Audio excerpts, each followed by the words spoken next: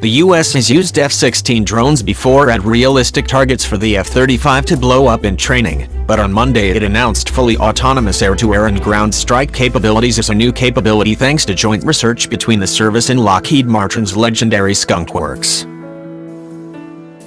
Not only did the F-16 drone figure out the best way to get there and execute a ground strike mission by itself, it was interrupted by an air threat, responded, and kept going.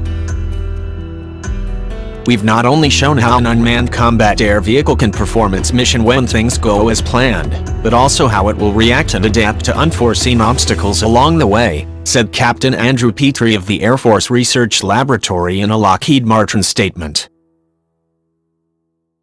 But having F-16 drones plan and fly their own missions is only part of a much larger picture.